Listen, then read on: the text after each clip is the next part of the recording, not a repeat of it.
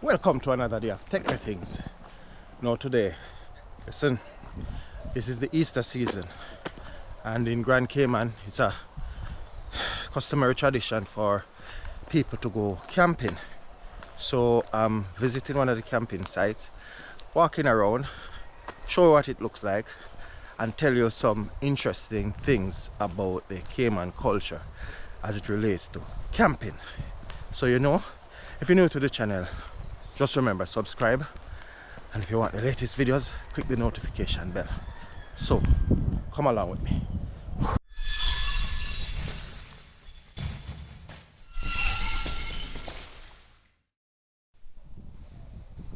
So we're at Starfish Point, and Starfish is in Caybo, and Caybo is a district in North Side, which is the most northern side of the island of Grand Cayman. Now I'm walking around, and I'm gonna show you a camping site, and this is one of many campsites in Grand Cayman. Now here is the Easter season, and I'm just gonna tell you a few things about what goes down in the Easter season in Grand Cayman, or in the Cayman Islands. So here where I'm walking, it's not normally open to the public unless it's the Easter season. And the reason for that is because of the camping. Here you see that that thing here, that metal thing. It's normally has all of them stuck around the gate, and the gate is normally closed. So I'm just walking around, and if I see, and I should be able to see a couple camp erected. So as it goes to the Cayman Islands, there's a gentleman jogging there. In the Cayman Islands, when it comes to the Easter season, people leave their houses and they go and do camping at various locations. Now, I'll be just making stop at one of them, and this is in North Side. There are other areas that people do camping as well, which is in Central Georgetown, North Side, East End, and also West Bay, and even the other islands, which is Cayman Brac and Little Cayman. It is interesting for people from different part of the world, and to be honest, the first time I saw it, it was actually new to me. I was a bit astonished, because I was wondering why would people leave their houses to go and camp. But as it's a traditional thing, so if you're used to this environment, it would be nothing to you. So as I see me walking, you see those are the tents. Not gonna go too far, because my intention is not to see the person who is camping. So those are the different tents, and what people do, it's like a 1 week holiday in Grand Cayman. So people erect their signs, their sites. So they'll go to the location and they map it out by maybe putting caution tape. There are some posts, so persons that go there would know that that's for someone. So they'll do it. They would do it like from a very early stage before the camping. The peak part of the camping is like Friday through to like Saturdays, but people are there from very, very early. Now this area is not that filled as yet, but you'll find more, and this is a Wednesday, so you'll see more people coming in like Thursdays and so on, because business places are still open but the schools are out. So what happens now with the camping? You get the camp stuffs at the hardware stores. One of the main hardware stores is Hale Thompson. You have Hale Thompson, you have Uncle Bill's, Kirk Home Center.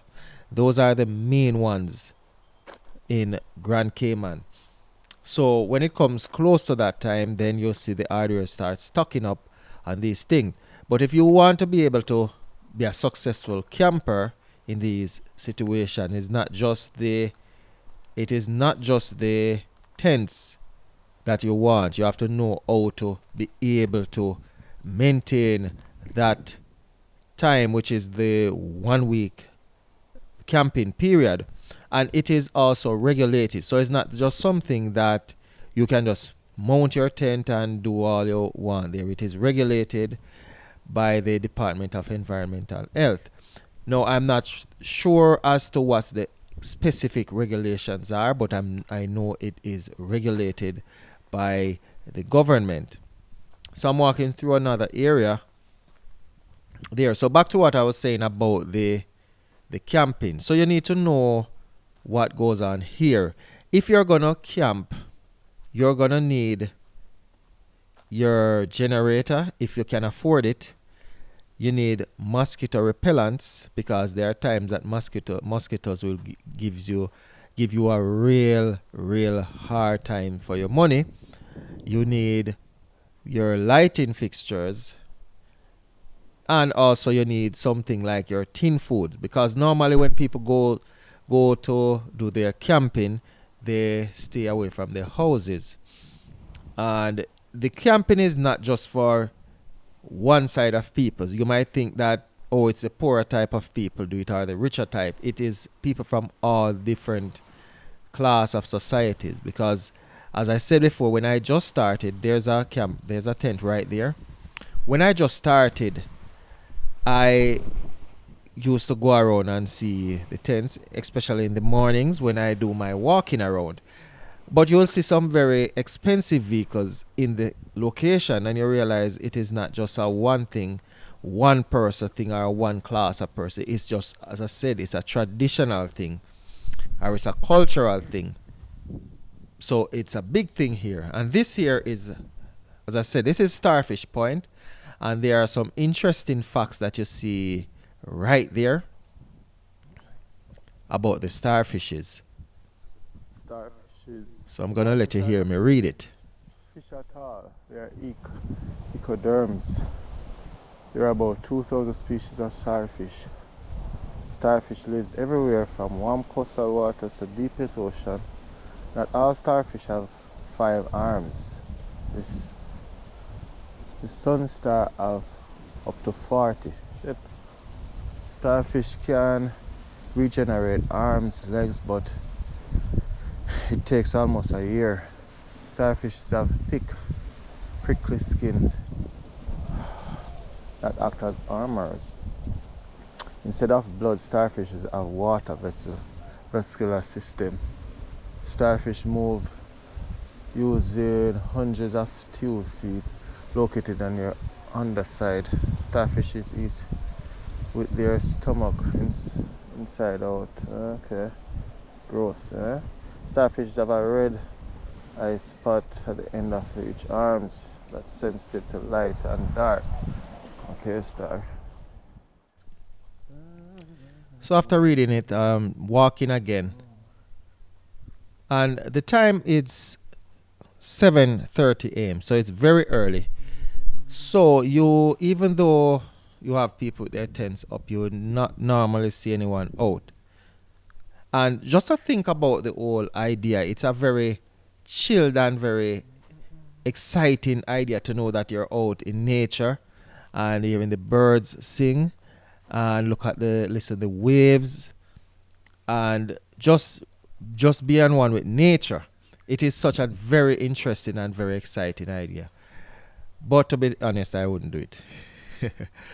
So yeah, I'm walking through now.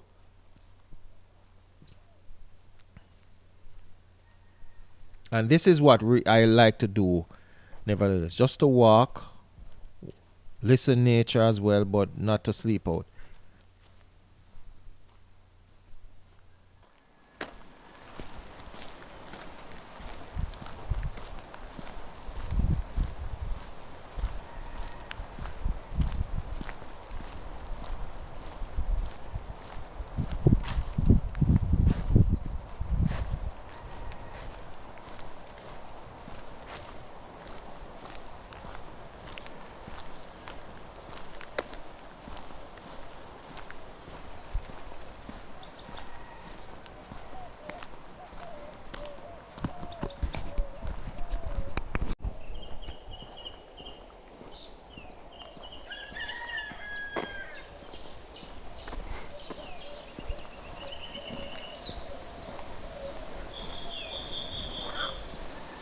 Chicky, you're camping too? These are the things to put these here. So when there's no camping, and these go here on the ground, right? And then they lock the gate, so it's not public access. Ivory, kite, whatever. Oh, that's the bird that making the sound and annoying the hell out of me. Alright.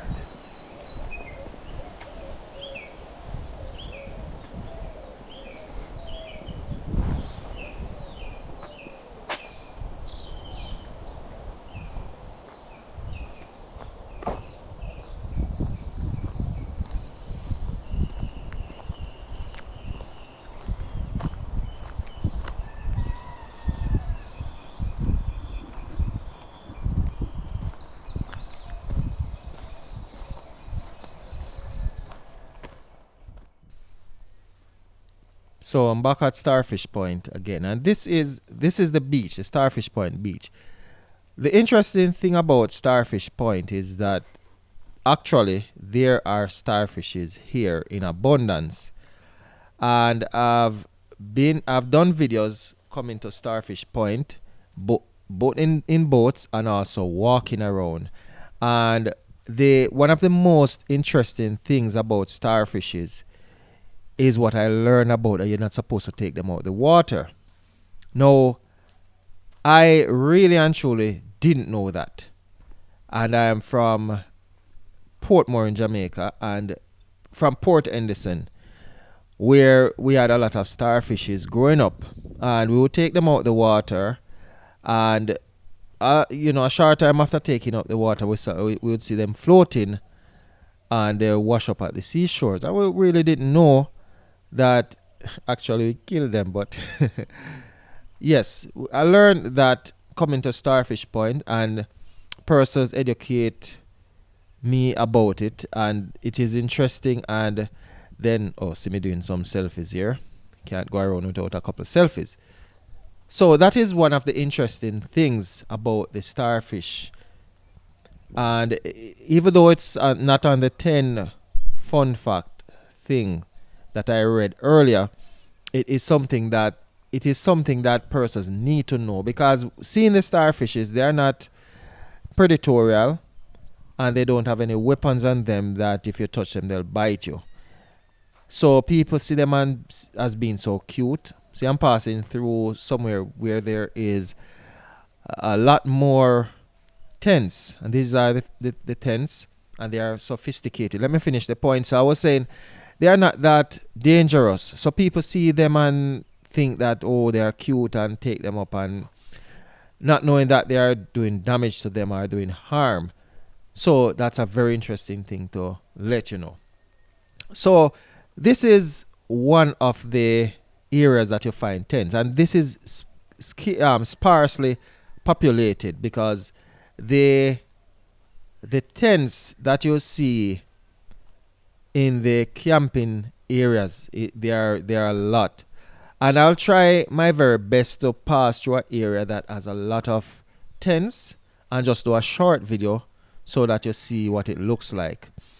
And it's best to do it like in the early mornings, because I don't want to have anyone to be featured in the video while doing it. So I'll try to pass through one of the areas that has a lot of tents and do a very short video so you guys can see it. But this is what it looks like. And leading up to Good Friday and even Easter Saturday, you'll have much more. Oh, and here is a site that I'll mention earlier in the video, that this is a person that is stating their claim that this is their spot, and no one would come there unless it's the owner. So this is how they do it, and this is another spot again. So this is what I was explaining, that people don't have the time to come here to erect their tents because maybe they are working or they're just not ready as yet, but they make sure they get their site set up.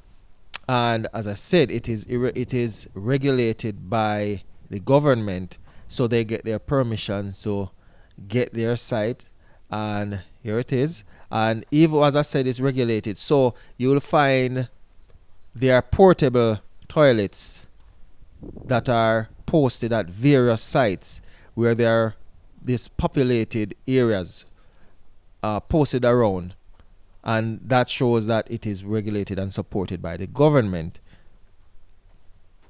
So I'm just turning back here,